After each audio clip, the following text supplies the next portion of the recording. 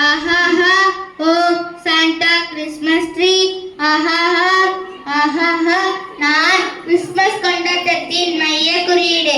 நான் விளக்குகளால் ஆபரணங்களால் அலங்காரப்படுவேன். நான் அன்பு நம்பிக்கை மகிழ்ச்சியை குறிக்கிறேன். ஓ அன்பு நம்பிக்கை மகிழ்ச்சி இவ்வளவு இருக்கா? ஸ்டார் எதை குறிக்கும் தெரியுமா? அவங்க வந்து சொல்லட்டும். Welcome to star.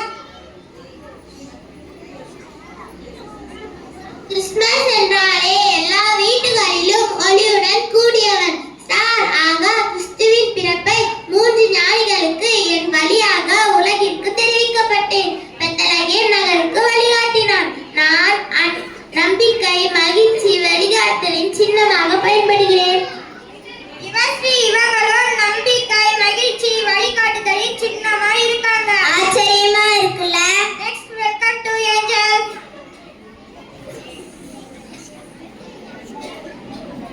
நாங்கள் கடவுளின் தூதர்களாக பணியாற்றுபவர்கள்.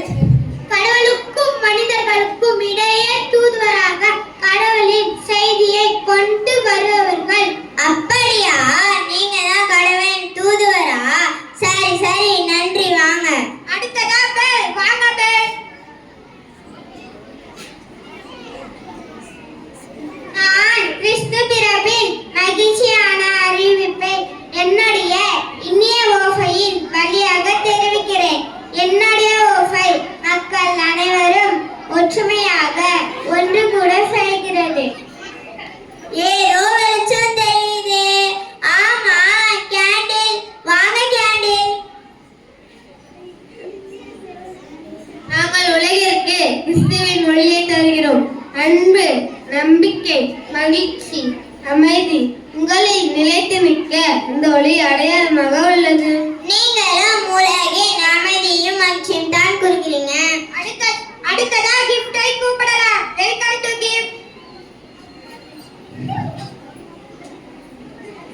குழந்தை இயேசுவிற்கு 3 ஞானிகள் பரிசளித்ததற்கு அடையாளமாகத்தான் வந்திருக்கிறேன்.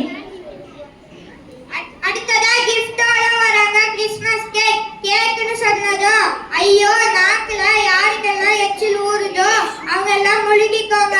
இப்ப கேக் என்ன சொல்றாங்கன்னு பார்க்கலாம். Welcome to cake.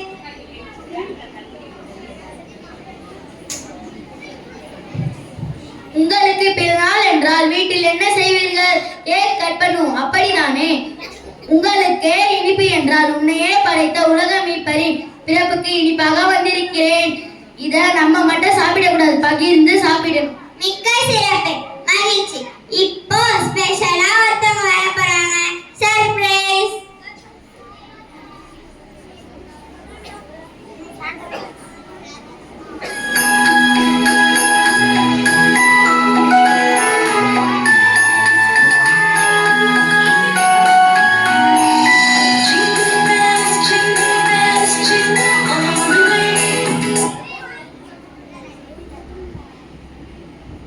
நான் யார் என்று சொல்லுவ பார்ப்போம். கிறிஸ்மஸ் தாத்தா. என் வரலாற்றை சொல்ல இப்ப நேரம் பத்தாது. என்னுடைய நோக்கம் என்னவென்னா gift கொடுப்பது, பிறருக்கு கொடுத்து உதவுவது. இதனால் எனக்கு மனதில் மகிழ்ச்சி, சமாதானம், அமைதி கிடைக்கிறது. கிறிஸ்மஸ் சமயத்தில் தேவை உள்ளவருக்கு உதவும் பழக்கம் ஒரு வழக்கமாக மாறியுள்ளது என்பது குறிப்பிடத்தக்கது. நீங்களும் பிறருக்கு உதவ முயற்சி செய்யுங்கள். நன்றி. இவங்க